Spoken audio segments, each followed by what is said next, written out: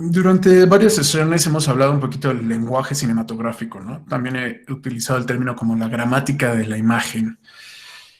Y en realidad, pues nunca hemos tomado el tiempo para hablar un poquito al respecto. Sin embargo, como personas que han consumido cientos, si no es que miles de películas o entre programas de televisión y ahora con contenidos de las redes, pues nosotros ya tenemos entendido más o menos qué es el lenguaje cinematográfico. Y si no lo tenemos como aterrizado en un nivel como reflexivo, sí lo tenemos entendido a un nivel visual, ¿no? Entonces, el lenguaje cinematográfico como tal, eh, se lo vamos a atribuir, y ahorita empezamos con la presentación, a un director que se llama Griffith, D.W. Griffith. Y es básicamente una forma que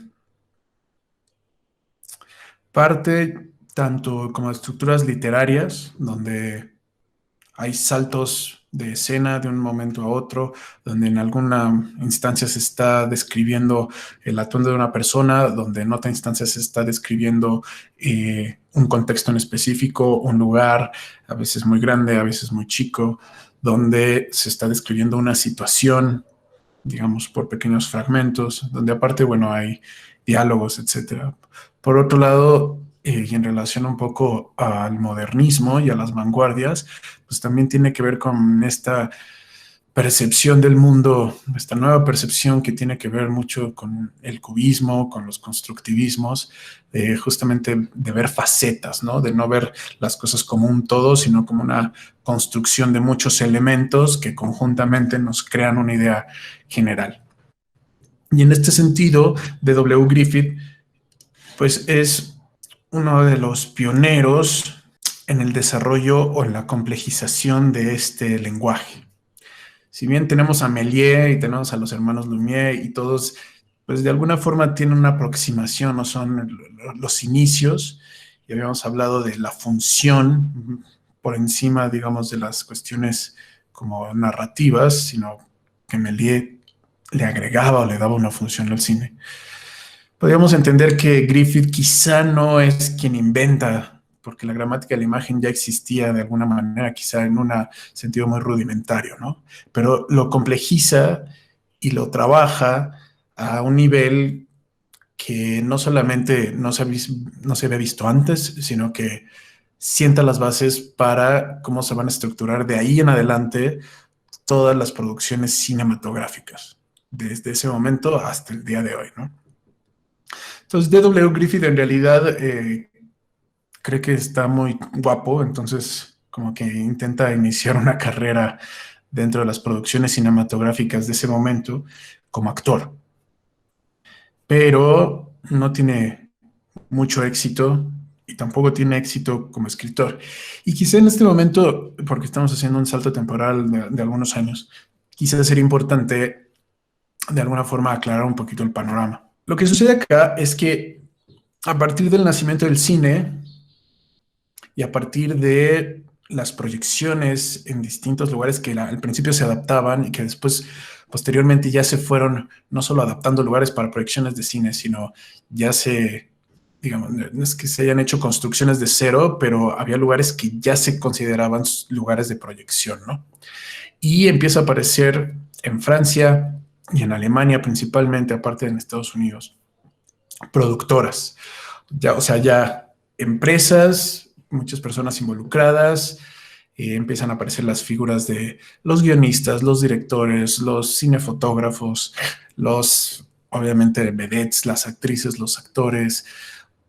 Empieza a haber una relación muchísimo más cercana con los músicos, porque a pesar de que seguimos en una etapa donde el cine es silente, ya empieza a haber no solamente música en vivo, con músicos tocando instrumentos acústicos mientras se da la proyección, sino que ya intervienen también compositores, ¿no? Entonces hay una composición, una música creada específicamente para una película que entonces acompaña las imágenes, ¿no? Entonces tiene que haber como cierta sincronía y son músicos que de alguna forma están viendo la película mientras tocan para que todo caiga más o menos donde tiene que caer a nivel de sincronización, ¿no?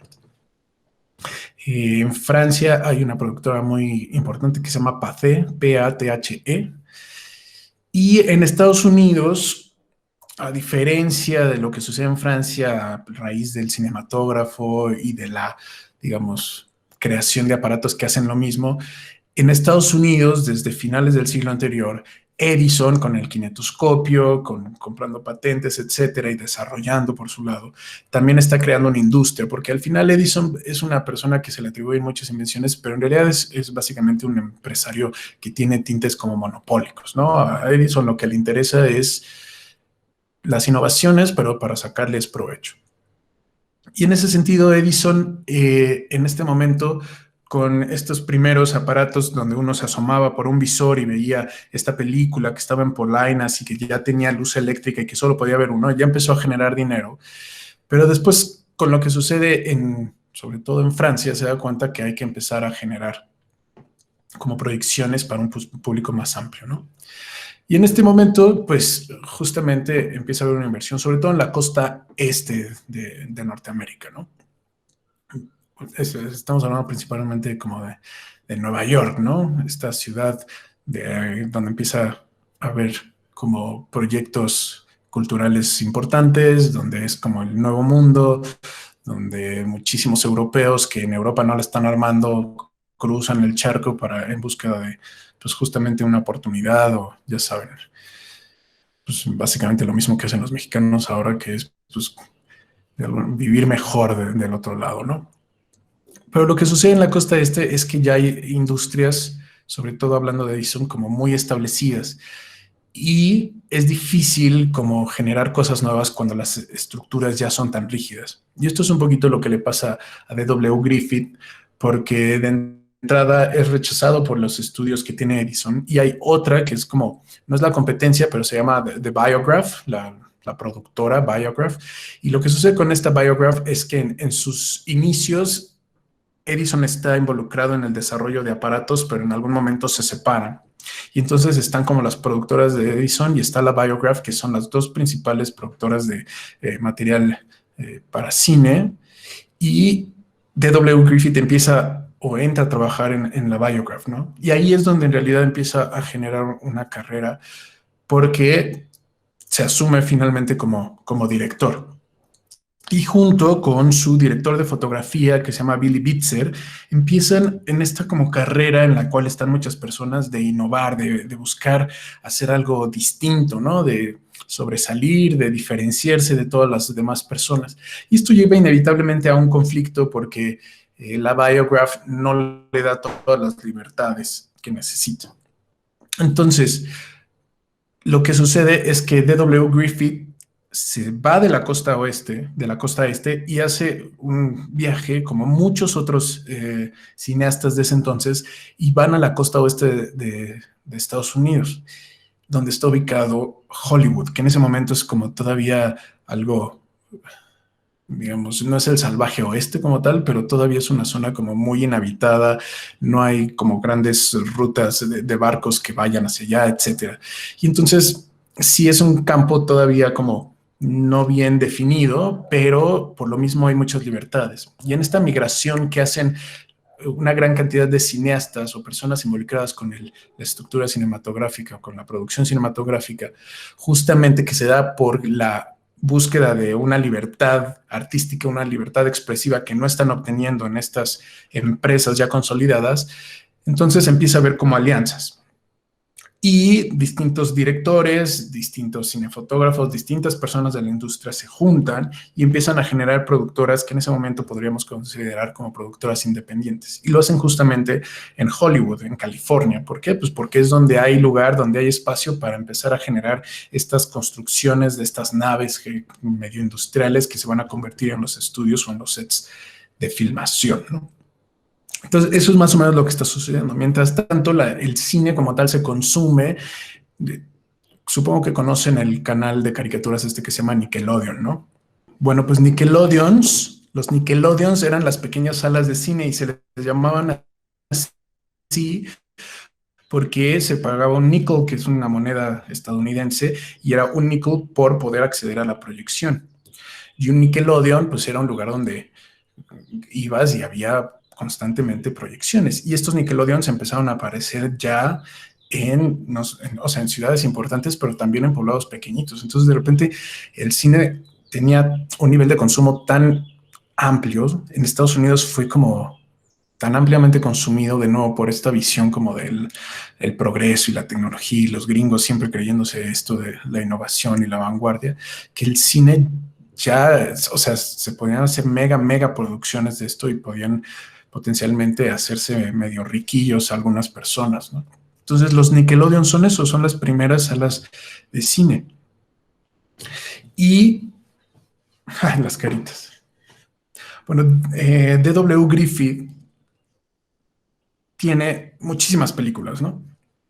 Pero entre las películas más, digamos, más reconocidas, justamente tiene una que se llama Birth of a Nation, que si la viéramos hoy en día, pues seguramente causaría mucha ámpula, ¿no? Si alguien publicara una película como Birth of a Nation el día de hoy, seguramente sería tachado de súper racismo, ¿no? Y la verdad es que sí, o sea, sí lo es, pero bueno, tenemos que contextualizar esto. Estamos hablando de hace más de 100 años, donde la visión del mundo era completamente distinta, ¿no? Y habla justamente, hay una exaltación.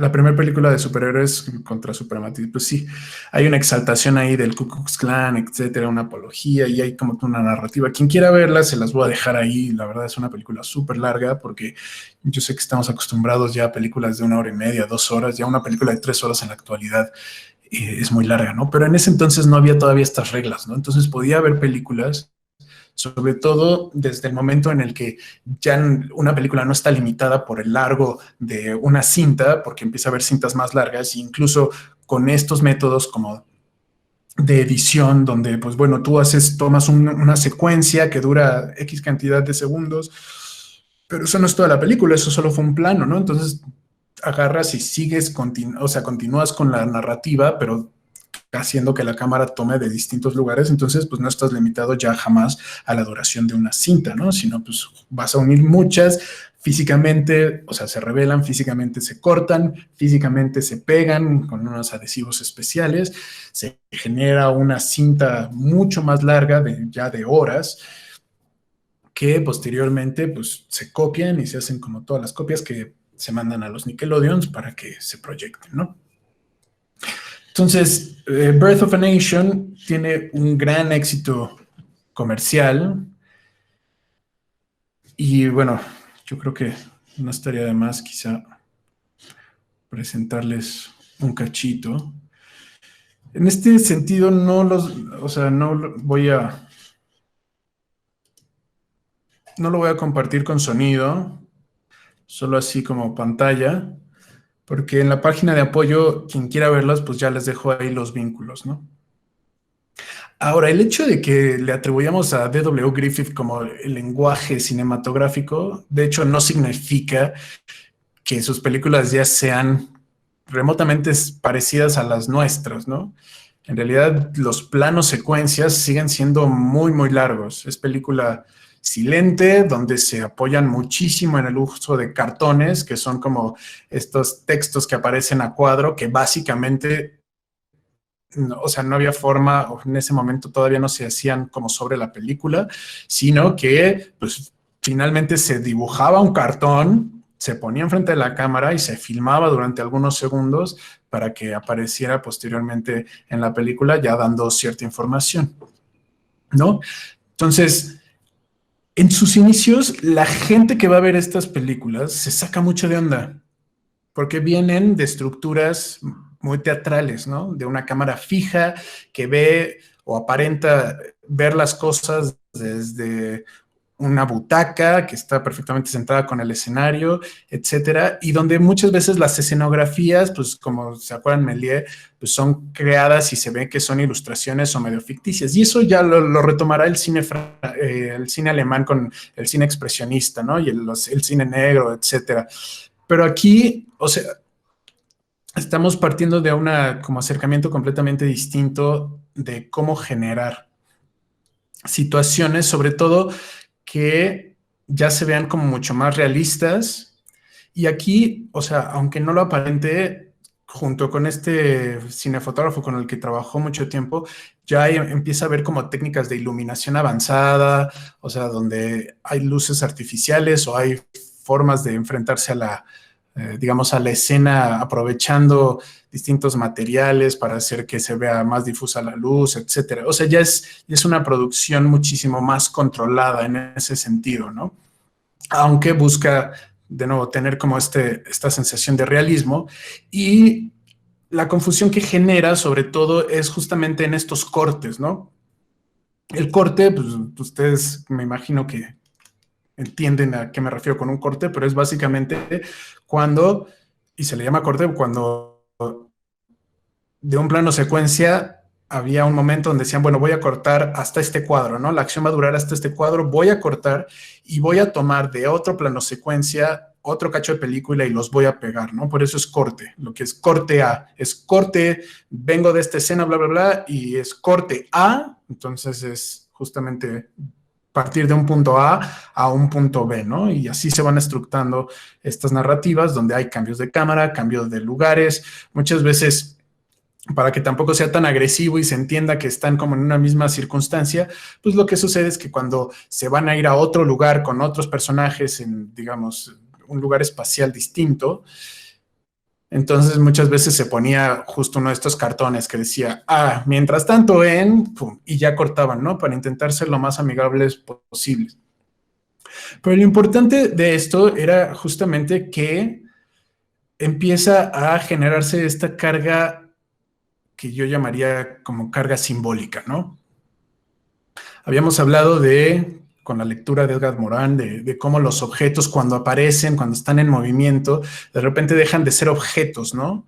Que más bien responden a una necesidad, que son parte de una decisión de que aparezcan ciertas cosas, porque estas cosas son importantes para la narrativa y que van no solamente describiendo las situaciones, los hechos, las acciones, sino que les van agregando como toda esta información que ni siquiera está en la imagen, ¿no? Sino que es algo que solamente se da a través de la lectura, ¿no? Que es todo este ámbito o toda esta dimensión psicológica que obtienen las tomas por el simple hecho de irlas acumulando, ¿no? Acumulando información, acumulando sentido, ¿va?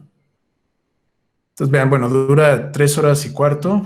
Obviamente no la vamos a ver toda, pero este es un poco ese momento a partir del cual Griffith se convierte finalmente en una referencia y que todas las personas después de ver sus películas empiezan a editar como él. Y esta transición me causa un poquito de confusión, en realidad es algo que en muy poquito tiempo se supera, sobre todo las personas que van seguido a consumir películas y que obviamente esta estructura se empieza a copiar no solamente dentro de su misma casa productora, sino en todo Hollywood y posteriormente en todo el mundo, pues o sea, es un proceso de educación el cual la gente atraviesa de manera medianamente rápida, ¿no? Entonces, W. Griffith se basa mucho en una estructura musical, ¿no? ¿Qué es esto de la estructura musical que va a retomar también Einstein, que es un director ruso? Y la estructura musical es básicamente cómo traducir de la estructura musical, donde hay tiempos, donde hay ritmos, porque es digamos, algo que se desenvuelve en el tiempo, cómo traducir eso a la estructura del cine, ¿no? Y vamos a ver de manera muy breve la propuesta de Einstein y cómo, de hecho, o sea, casi copia la estructura del cine y hace, perdón, copia la estructura de la música y hace que el cine se adapte a esas temporalidades. Pero aquí desde Griffith ya empieza a ver esta idea de los ritmos visuales, ¿no? Que a pesar de que no había sonido, o sea, si hay cortes muy seguidos, cómo eso hace, qué sensación genera eso, ¿no? Cuando hay una toma muy larga, ¿qué sensación genera eso? Si esa toma muy larga contiene un suceso, cómo, pues bueno, pones atención al suceso, pero si no está pasando nada, ¿qué sucede con esa toma, no? Entonces empieza a ver, sobre todo es un proceso de mucha experimentación, porque todavía no se sabe cuál es el resultado a nivel de lectura de esas decisiones que se toman, ¿no? O sea, es un proceso que se va dando poco a poco, obviamente de un proceso muy autorreflexivo, porque no puedes tampoco depender de las reacciones del público, ¿no? Si no es una revisión constante, una plática constante, una, sobre todo, planeación, que aquí es donde empieza a aparecer o se empieza a reforzar muchísimo la idea del guión, ¿no? Ya habíamos hablado que, pues obviamente con Méliès, pues ya había un guión, ya había una coreografía y había un orden donde se tenían que seguir las cosas. Pero ese guión, que en ese momento solamente era, pues, o sea, como de escena, ¿no? Escena tal y pasa esto, ¿no? Y cada actor o cada bailarín tiene su cue para entrar y hacer lo que tiene que hacer y salir. Aquí el guión se complejiza un montón. ¿Por qué? Porque no sé si alguno ha participado en alguna producción como de cine independiente o algo así, pero el guión está estructurado y está dividido en muchas secciones, ¿no? Viene la cuestión del tiempo, viene la cuestión de las locaciones, viene la cuestión del guión, o sea, de lo que se va a decir a nivel hablado, quién va a decir qué, etcétera. Y hay una columna en específico del guión que habla justamente de los encuadres de la cámara, ¿no? Y por eso cuando vemos las películas o los detrás de cámara, entra esta personita con la claqueta y dice, escena uno toma tal, ¿no? ¡Cla!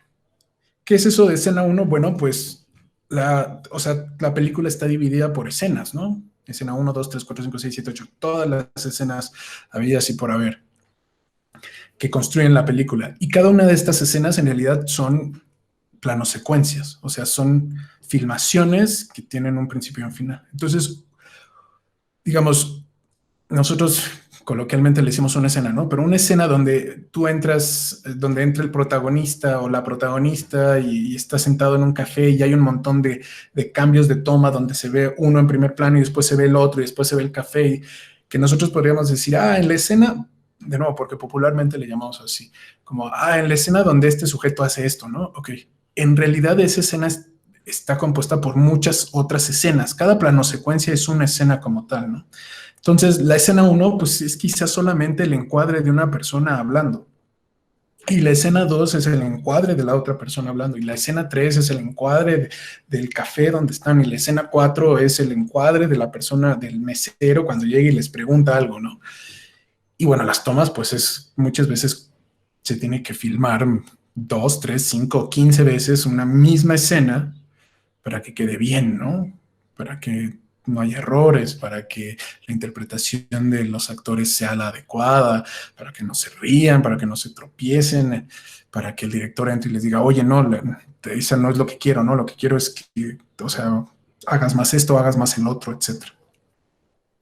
Entonces, el guión se complejiza un montón cuando empieza a ver estos cambios de toma, ¿no? Estos cambios de lugar, esta ubicuidad de la que hablamos, de la cámara, porque entonces tiene que haber una estructura muchísimo más planeada, porque muchas veces nosotros vemos la película con una narrativa, ¿no? Pero en realidad la película no se toma para nada así.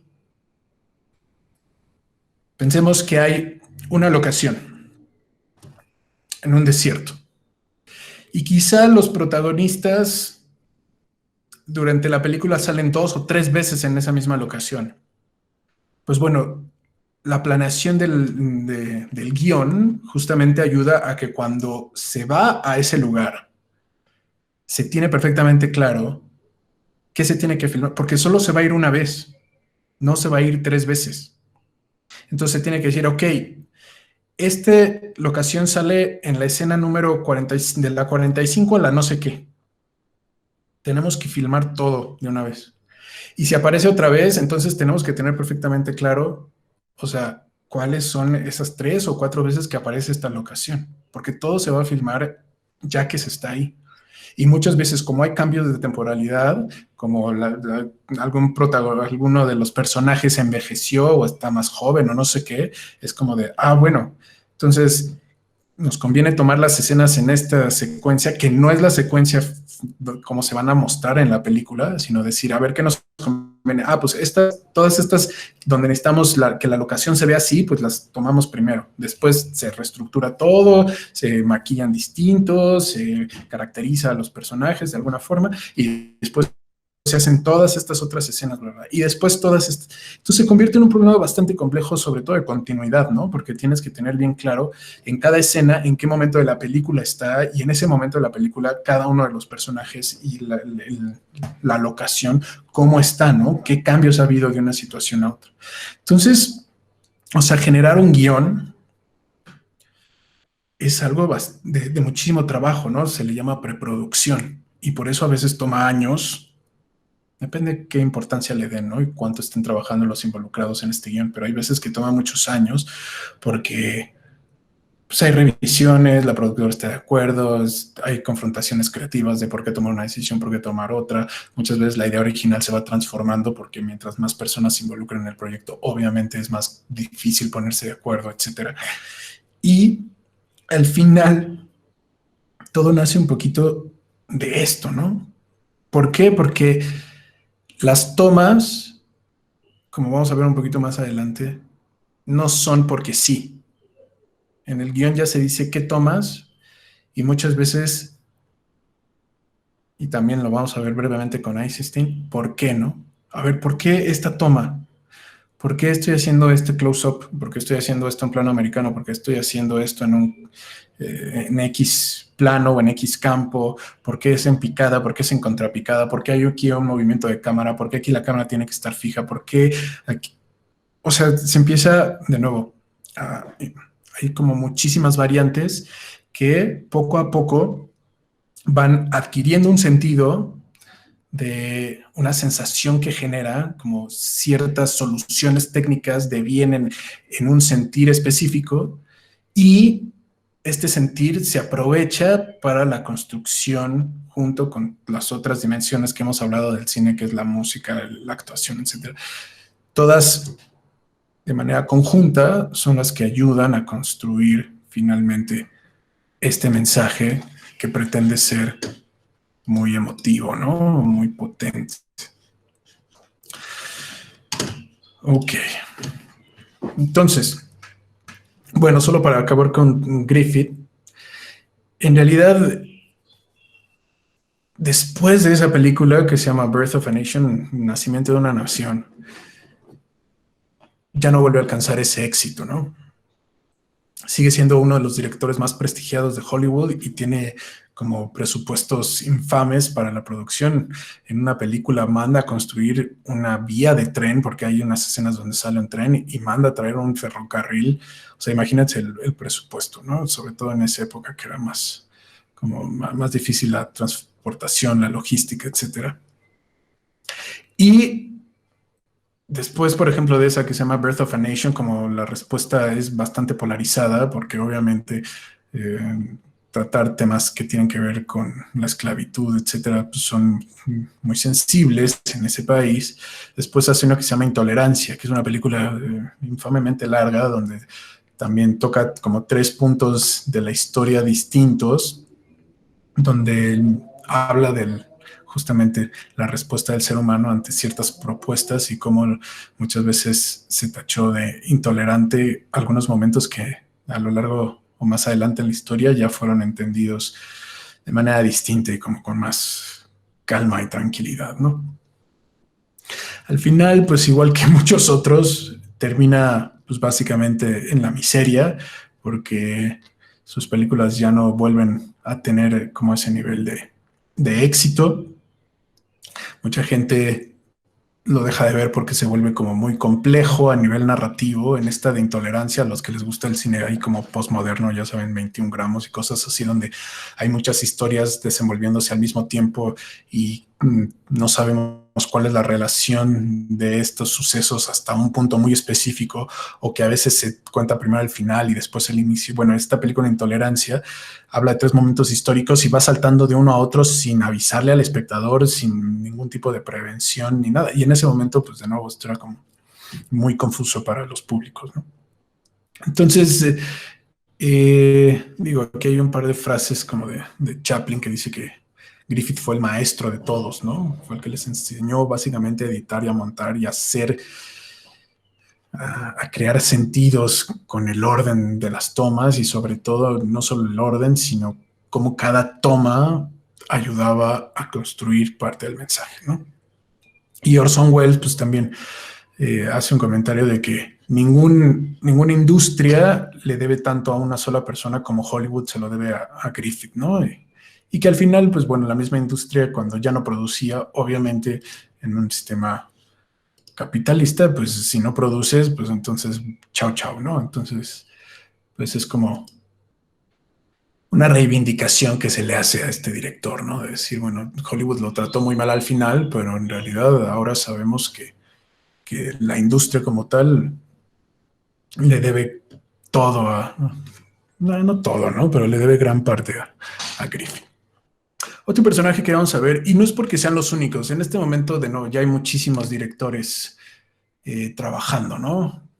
Y hay muchísimas propuestas y muchísimo consumo. Fritz Lang es un director austro-alemán que se forma artísticamente, ¿no? Y lo padre de Fritz Lang es justamente que dentro de la construcción como de estas narrativas fantasiosas, de estas narrativas ficticias, involucra de alguna forma a las vanguardias artísticas. Entonces no es como que sea cine de arte como tal, no existe esta definición, pero a nivel formal, a nivel como de estética, empieza a ampliar un poquito el panorama del cine y lo lleva a un ámbito, digamos, mucho más interno, subjetivo, psicológico, donde a diferencia de las otras propuestas, por ejemplo, hablando ahorita inmediatamente de Griffith, donde, bueno, sí hablaba de sucesos, ¿no? Y estos sucesos eran descritos con todos estos cambios de cámara y estos cambios de toma y estos cambios de lugar y con estas actuaciones. Pero finalmente era muy ilustrativo, ¿no? Era contar un suceso. Y se quedaba mucho en ese plano, ¿no? Y si nos fuéramos más atrás con lo que vimos de Méliès, pues sí, también es fantasioso y todo, pero no hay una conexión real, ¿no? Es algo como, es un espectáculo todavía muy superfluo, ¿no? Donde uno va al cine y simplemente es como maravillarse por los trucajes técnicos, pero esta conexión de la que también hemos hablado mucho, que se tiene con los personajes, pues no sucede todavía en ese momento hasta que aparece un poco Fritz Lang, ¿no? Donde partiendo también como de estructuras simbólicas utilizadas en otros medios, se aprovecha justamente para empezar a generar esta dimensión de empatía, esta dimensión de proyección entre el espectador y los personajes. Y para lograr esto, pues básicamente utiliza como uh, sistemas simbólicos, alegóricos, que le permiten a las personas entrar en contacto con este plano mucho más emocional, ¿no? Él es el precursor un poco del cine negro por la estética que utiliza y de alguna manera es como este director, o sea, tiránico, que en la actualidad, pues obviamente ya no son aceptadas estas figuras de el director que, digamos, echa mano de cualquier estrategia con fin de obtener una escena como la quiere y que aparte es súper gruñón y enojón. Pues véanlo, ¿no? Ahí tiene su monóculo de intratable. Seguramente era una persona muy difícil de sobrellevar, ¿no? Pero Si tiene con monóculo es malo, eso nos ha enseñado el cine. eso nos ha enseñado el cine. Y ve, ahí está. Este es como el paradigma de por qué el monóculo está relacionado con gente maligna, ¿no? Fritz Lang. Entonces, o sea, un poco de lo que yo rescato de él es malo. Es justamente que digamos que lleva el cine como a ese nivel de elegancia, si lo pudiéramos decir de alguna forma, que tiene el arte. Elegancia no como algo estético, sino como algo refinado, ¿no? Como ese contacto con lo intelectual, donde sí el entretenimiento está de por medio porque es parte de la industria cinematográfica, pero donde se intenta hablar un poquito más de las profundidades, ¿no? De los distintos niveles que tiene el ser humano de existencia, donde hay ya un conflicto moral, donde hay una anécdota, donde hay una, perdón, se me fue la palabra, moraleja, donde hay un aprendizaje, donde justamente la gente salga replanteándose algunas situaciones o sea, todo esto que ya hemos platicado muchas veces y que ustedes tienen bien claro de por qué el cine puede ser una experiencia, en algunos casos espiritual. En algunos casos, si van a ver una comedia romántica, pues igual no es una experiencia espiritual, ¿no? Pero hay muchas películas que sí nos pueden marcar ese nivel, ¿no? Y ese nivel de refinamiento aparece con Fritz Lang. Y su película más importante, o bueno, la más reconocida, se llama Metrópolis. Y es una película muy padre porque es un punto donde él hace que convivan distintas formas, también muy, digamos, de mucha experimentación, de formas de animación, formas de ilustración con cambios de perspectiva, la creación completa de escenografías que tienen como referencia, pues bueno, digamos, el cubismo, el futurismo, todo este amor por las superficies muy bien terminadas, metálicas, por las máquinas, por el movimiento automático. Y en este sentido se puede relacionar, por ejemplo, con el ballet mecánico de Leger, que vamos a ver más adelante, que es parte del cine avant-garde, que pues es básicamente el cine francés. Y cómo esto todo está como cubierto y permeado por justamente una visión como oscura, una estética oscura que viene de los expresionismos alemanes y que al final pues todo ese que se convierte como en un punto de contacto para el público con manifestaciones artísticas más o menos de la época, las cuales normalmente son un poquito más herméticas y no son para el público en general. Bueno, el cine se convierte un poco en este puente, ¿no? De mostrar un poco las intenciones que se tienen o las ideas que se plantean en los manifiestos de las vanguardias, pero que al ser tratados a través de una historia, de un cuento, donde vemos personas con las cuales nos identificamos, situaciones, complejidades, críticas, reflexiones, etcétera, hace que el público pueda digerirlo, digamos, de una forma un poco más sencilla. ¿Por qué? Porque tiene más información, ¿no? A veces pararse frente a una obra artística es complejo porque nos hace falta información, ¿no? Y el cine justamente hace esta otra cosa que es, nos da la información poquito a poco, ¿no? El cine necesariamente tiene que construir ese mensaje poco a poco, no se muestra como una totalidad. Entonces, en este sentido, pues es mucho más amigable. Entonces, bueno, también, quien quiera ver la de Metrópolis o tiene otra, bueno, tiene hay varias en internet que pueden encontrar completas. Yo esta se las voy a dejar ahí en el sitio de apoyo, ¿no? Donde, bueno, se cuenta una historia donde hay ahí como una sociedad futurista, donde, bueno, está la clase trabajadora y está la clase alta. Y también hay una cuestión ahí un poco medio romántica, de enamoramiento, etcétera. Pero voy a ponerle pausa. Quien la quiera ver, pues se las voy a compartir un poquito más adelante, ¿no? Entonces, ese es Fritz Lang y de nuevo es como llevar al cine a un siguiente nivel, ¿no? De más complejidad, de más profundidad. Y bueno, finalmente vamos a hablar ahora sí del punto del no retorno para el videoarte. Este señor que tenemos ahorita en pantalla se llama, bueno, no se llama Zigaberto, ¿no? Se llama ahí Dennis Kaufman.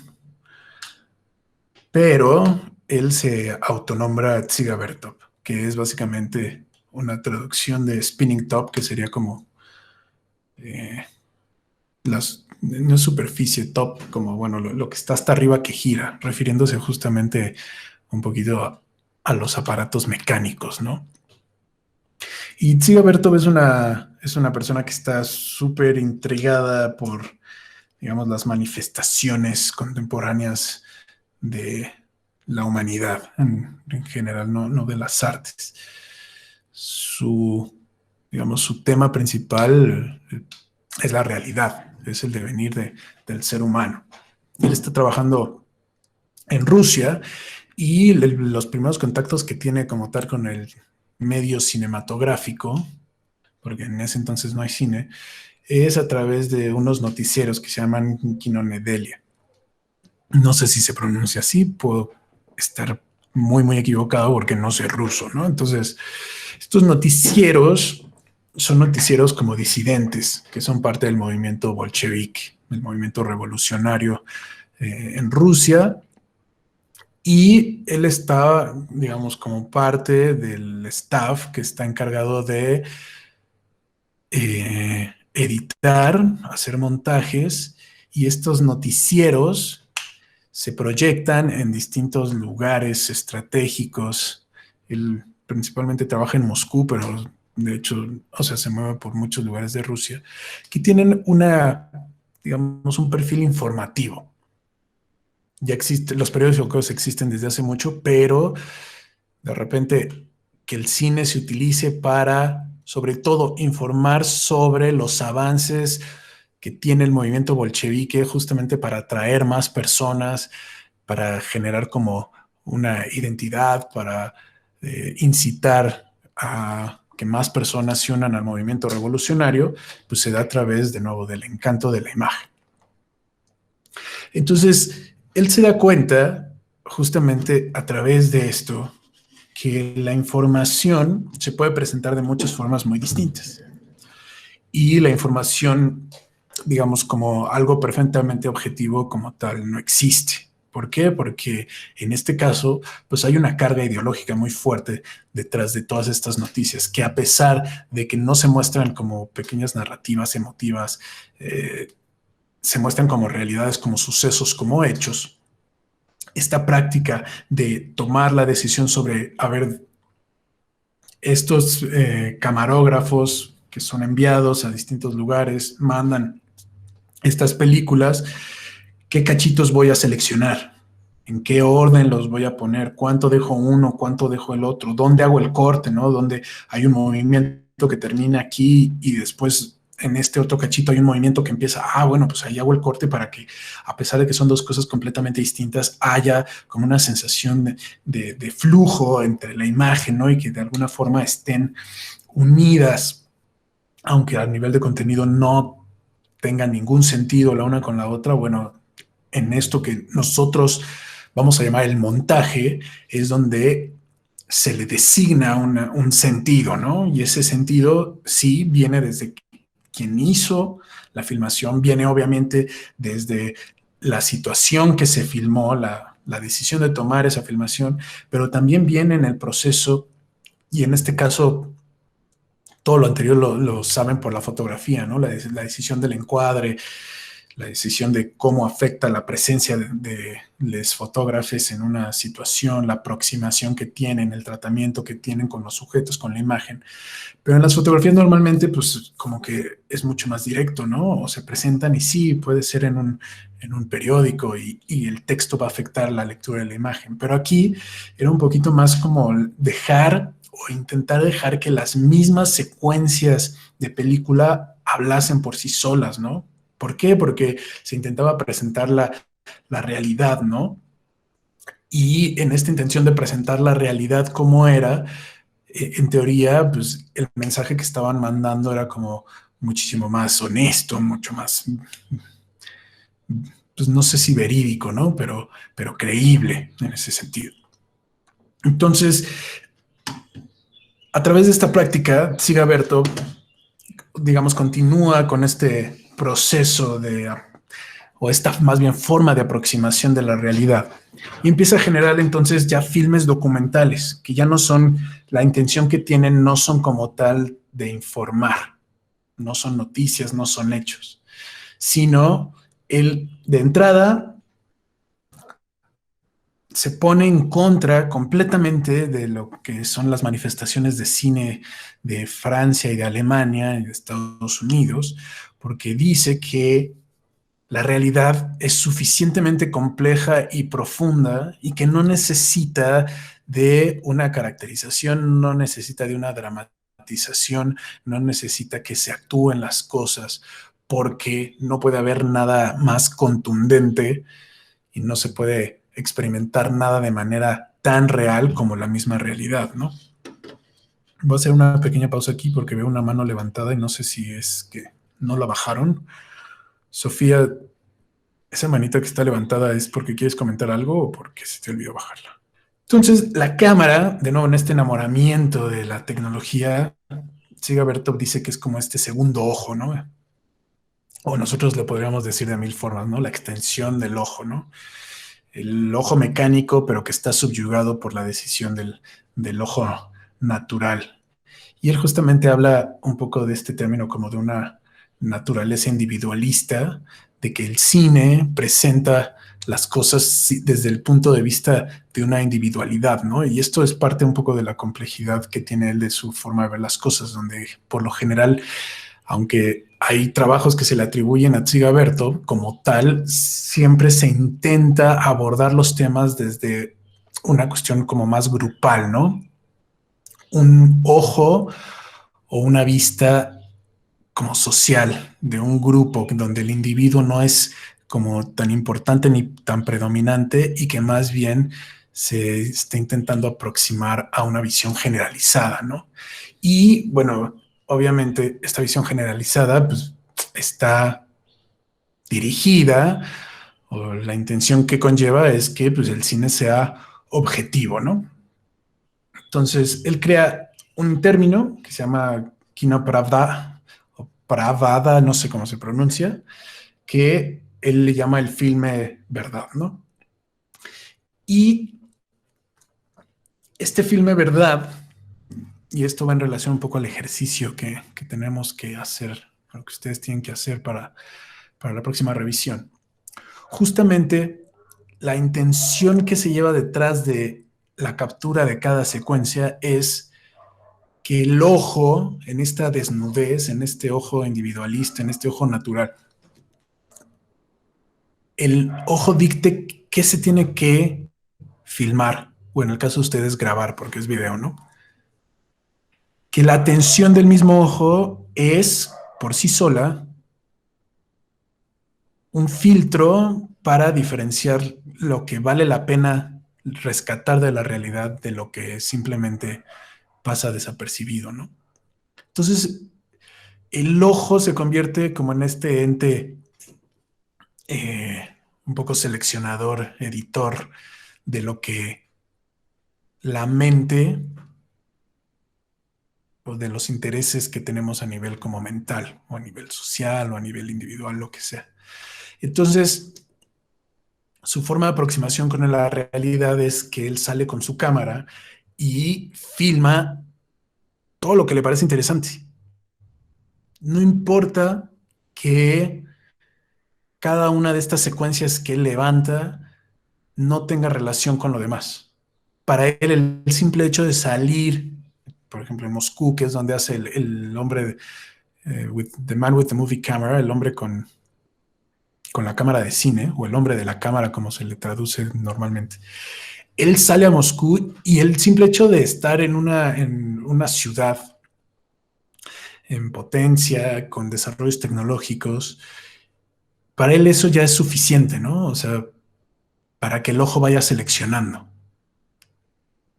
¿Por qué? Porque todo lo que ocurra dentro de esta ciudad va a ser una manifestación del desarrollo. Todo lo que ocurre en esta ciudad va a ser una manifestación de las necesidades sociales. Todo de personas es un reflejo de su sociedad inmediata, ¿no?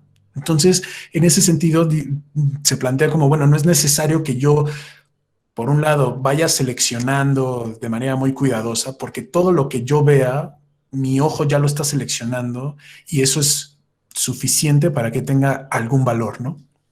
Y por el otro lado, justamente con esta misma postura, dice, no es absolutamente necesario, o más bien, incluso está en contra de las puestas en escena, porque dice, ¿por qué teniendo estas manifestaciones aquí de las cosas como son, por qué tenemos que intentar generar cosas ficticias que nos den estas mismas experiencias, ¿no? La cuestión un poco de las Kinopravada, las Film Verdad, es que ya que él hizo todo este levantamiento, de nuevo asumiendo que todo tiene cierta importancia, en el momento en el que ya revela la película y ya tiene estos cachos de film, él empieza, y lo verdaderamente importante es, empieza a tomar decisiones sobre cómo mostrar eso. Su película, o sea, en la actualidad se puede tomar de propagandística, experimental y sobre todo de negación de lo bello, ¿no? De la sobreestetización que de alguna forma sí se está generando, se está dando con el cine alemán, el cine francés, el cine norteamericano.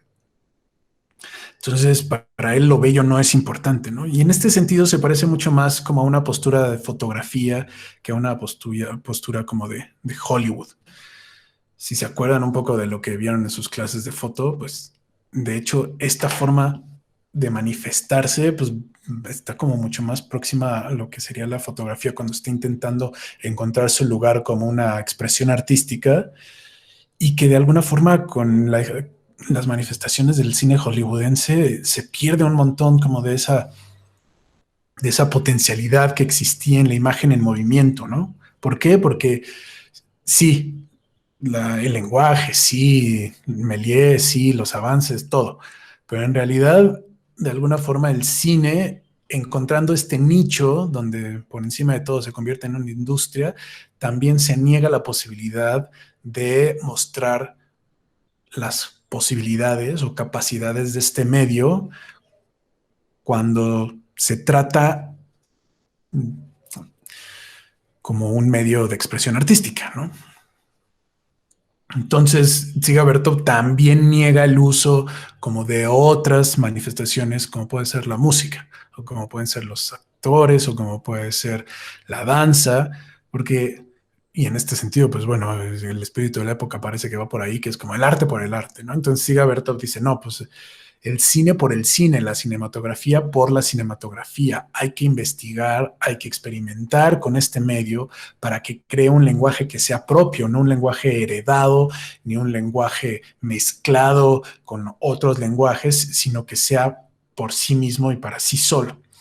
Y la respuesta que tiene, o la más conocida, o la más ampliamente consumida, vista, se llama The Man with the Movie Camera, el hombre de la cámara de 1929, que es justamente esto, es llevar esta postura a, digamos, al el non plus ultra, ¿no? Donde lo que él intenta hacer es generar un como glosario, una especie de catálogo de todas las posibilidades que tiene el medio cinematográfico por sí solo, sin involucrarse, sin crear hibridaciones, etcétera, con otros medios, donde de entrada lo más importante es el movimiento. Y a diferencia de lo que hablábamos hace rato de Griffith o de Einstein, donde justamente se introduce la estructura musical al cine y se adapta, aquí es por el contrario, aquí la estructura, los ritmos los da el movimiento. Y el movimiento, pues, es básicamente la sustancia del cinematógrafo, ¿no? Es lo que lo diferencia de los otros medios, es la posibilidad de ver las cosas en movimiento. Entonces, esta sí se las voy a... Vamos a ver un cachito, no lo vamos a ver todo. Y a ver hasta dónde llegamos. Antiguamente sí se las dejaba ver todo, ahorita vamos a ver. Nosotros ya tenemos que tener sonido, ¿no? Si no, se vuelve algo muy insufrible, pero solo para que recuerden que esto era completamente cine silente. Entonces,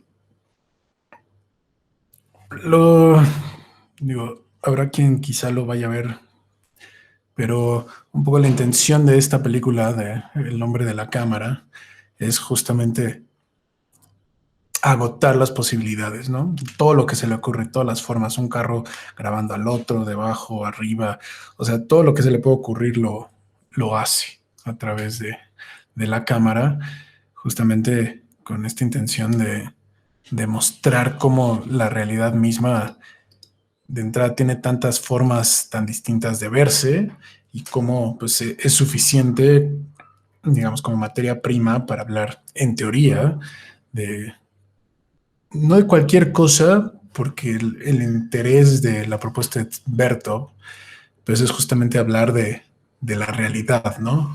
A diferencia del cine hollywoodense, que pues la propuesta es generar estas ficciones. Y pues justamente por ello, al cine se le dieron pocos usos, ¿no? A lo largo de su corta historia. Uno fue, bueno, el cine dramático, otros fueron como el cine surrealista o de vanguardia de los franceses. Después hubo también muchas propuestas del cine alemán con cine de abstracción. Y otra de las propuestas pues fue con los rusos el cine documental. Y el día de hoy pues en realidad las dos vertientes cinematográficas que subsistieron pues son básicamente estas dos, ¿no? El cine documental y el cine de ficción. Y nosotros, digamos, en esta materia, en teoría deberíamos de estar mucho más próximos con el cine documental que con el cine de ficción, porque la práctica artística, pues muchas veces, o en la mayoría de los casos, no siempre, pero plantea una reflexión de la realidad, ¿no? Y quizá es mucho más, digamos, cercano a lo conceptual, el cine documental, partiendo de que la información, partiendo que el entendimiento proviene de la realidad misma, en contraparte con el cine ficción, que sería pues básicamente una creación completamente como artificial, de la cual ya hablamos, tiene como también muchas cualidades y es muy potente para decir o hacernos sentir o experimentar muchas cosas, y que en la actualidad, bueno, se ha demostrado que sí, también a través del cine hollywoodense nos podemos nosotros replantear los sucesos de lo que experimentamos día con día, pero la gran parte de las películas pues se desarrollan en el ámbito de lo fantasioso, ¿no? Entonces, para Sigaberto, el cine, por, digamos, justamente esta capacidad de relacionar un montón de ideas, pues se convierte como en el lenguaje absoluto. El, el manejo que tiene del ritmo lo maneja a través de intervalos, que es esto que les explicaba un poco del movimiento, el flujo del movimiento, de cómo empieza una acción, dónde termina. Y eso, aunque, digamos, fuese un poco en contra de lo que es las estructuras musicales del cine hollywoodense, en realidad son cosas que se retoman. Y al final, ambas propuestas se contaminan, digamos, unas con otras. Y aunque él creía, como pone acá, que el cine narrativo era el opio de las masas, al final el cine documental hoy en día también se basa y se aprovecha como en estructuras dramáticas, ¿no? ¿Por qué? Pues porque ya sabemos que la objetividad no existe. Incluso lo que está haciendo Tsigaberto en algún punto se puede entender un poquito como ingenuo, ¿no? Porque este ojo mecánico, o sea, esta forma entendida de captar la naturaleza como es, pues ya sabemos que es falsa, ¿no? Porque el encuadre, porque la presencia, pues hace que todo se vuelva subjetivo. Una de las grandes diferencias, obviamente, es justo esa, que en el cine tradicional nosotros tenemos esta sensación de que no estamos ahí, de que no somos parte, de que estamos viendo algo, pero de manera externa. Y acá no. Y eso también tiene que ver un poco con este espíritu propagandista, que es cuando vemos la cámara, cuando vemos una cámara filmando a otra cámara, cuando vemos al hombre de la cámara de cine. Entonces de repente se instaura en nuestra mente una presencia que es completamente distinta, donde de alguna forma se intenta evitar el yo autor, el yo Zigaberto, el yo cinefotógrafo, el yo director, y más bien se intenta instaurar el yo colectivo, que es por eso propagandista y por eso en relación al movimiento bolchevique, ¿no? Que es el yo que de alguna forma nos representa a todos, ¿no? Estos intereses, lo que yo muestro en estas películas, que es de interés para todas las personas que viven bajo este régimen, esta estructura, etcétera, ¿no? Y de alguna forma, pues el cine documental mantiene eso, ¿no? Que cuando nosotros vemos una película documental, finalmente sabemos que lo que estamos viendo es una interpretación de una realidad que se intenta abordar de la forma más objetiva posible, limitado obviamente por la imposibilidad que eso implica, pero que al mismo tiempo no es que los autores nos estén compartiendo o no se siente como que este es mi punto de vista por encima de todos los demás, ¿no? Sino es como intentar que el suceso se explique por sí mismo y que se explique para un montón de personas. O sea, es como una idea que se manifiesta para un grupo de personas. Entonces, en ese sentido, la experiencia ya no es como tan en primera persona como en el cine, ¿no? Las experiencias, lo que sientes es potente, pero en otro sentido. Es potente porque cuando tú ves una película de terror y te asustas, bueno, te asustas, o sea, tú estás asustado, ¿no? Es una reacción natural que tienes ante el peligro. Pero cuando ves una película de cine documental, la reacción es potente justamente porque engloba parte de la realidad, porque engloba un mensaje que va más allá de la experiencia personal, y si ves una afectación, sabes que es una afectación que no solamente está afectando a los que estás viendo, les que estás viendo a través de la proyección, sino sabes que hay afectaciones que también te incluyen a ti, y sobre todo en una sociedad como la nuestra, hiperconectada, ¿no? Entonces, Sigaberto por ahí escriben sobre él, esto lo escribe justo Edgar Morán, y dice, hay dos formas de concebir el cinema de lo real, ¿no? La primera es pretender, that you can present reality to be. La primera es pretender que tú puedes presentar la realidad para que sea vista, ¿no? La segunda es proponer o presentar el problema de lo que implica la realidad, ¿no? Que eso justo es como la reflexión que viene de esta propuesta de Berto. En la misma manera, hay dos maneras de concebir el cinema verdad, el cinema verité. La primera es pretender que tú puedes llevar la verdad a través de estas imágenes. Y la segunda más bien es proponer el problema de lo que implica la verdad, ¿no? Entonces, esto de alguna forma englobaría justo la imposibilidad de ser objetivo, pero con la intencionalidad de presentar algo de la manera más objetiva posible, de presentar las problemáticas que conllevan a todo, de presentar las ideas que están alrededor de cierto análisis, de cierta reflexión, ¿no? Entonces, para cerrar un poquito esta parte, con estos autores rescatamos o vamos a empezar a complejizar, sobre todo el siguiente ejercicio y los ejercicios posteriores que tengan que ver con grabaciones de video, sobre todo. Y también esto puede afectar la animación o puede afectar cualquier otra forma de imagen en movimiento, pero que es justamente los movimientos de la cámara, ¿no? La creación a veces de guión, a veces le pueden llamar storyboards. Hay distintas formas como de estructurar justamente cómo va a ser este desarrollo, esta secuencia de imágenes con los distintos planos y campos. Bueno, las implicaciones teatrales del cinematógrafo, como vimos, y su contraparte con las implicaciones como directas del cinema realidad, el cine verdad más bien, cine verité. Y bueno, de aquí nosotros vamos a entrar justamente a este lenguaje para ver cómo, no importando el tipo de manifestación o la finalidad que tenga, con el uso del lenguaje cinematográfico, pues nosotros nos vamos a poder,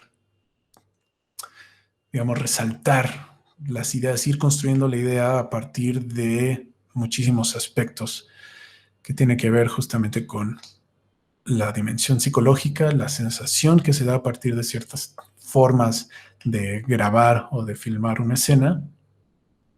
Y bueno, pues vamos de un poco de lo exagerado a lo sutil, de lo general a lo específico. Ok, entonces, y ya solo para quizás cerrar, hay que aprender a escoger en la ilimitada cantidad de material que ofrece la observación del mundo que nos rodea, aquellas formas y aquellos movimientos que expresen lo más claramente y de la manera más persuasiva posible la entera complejidad del pensamiento del autor, ¿no? Que al final, bueno, creo que eso podría aplicar para cualquier obra artística, ¿no? En este caso, bueno, como se habla de observación del mundo que nos rodea, pues bueno, lo podemos quizá aterrizar mucho mejor en este caso en cine documental o en fotografía o cualquier otra forma de capturar el mundo a través de la observación, ¿no? Pero es eso, es una forma de seleccionar. Para los que estuvieron conmigo en otros semestres era, pues es lo mismo que decía Foncuberta, ¿no? Que era prescribir sentidos, ¿no? Tener un cúmulo de imágenes, sean fijas o sean en movimiento, y a través del orden, a través de la selección, a través de la acumulación, a través simplemente de cuestiones tanto formales como de contexto, etcétera, darles un sentido en específico.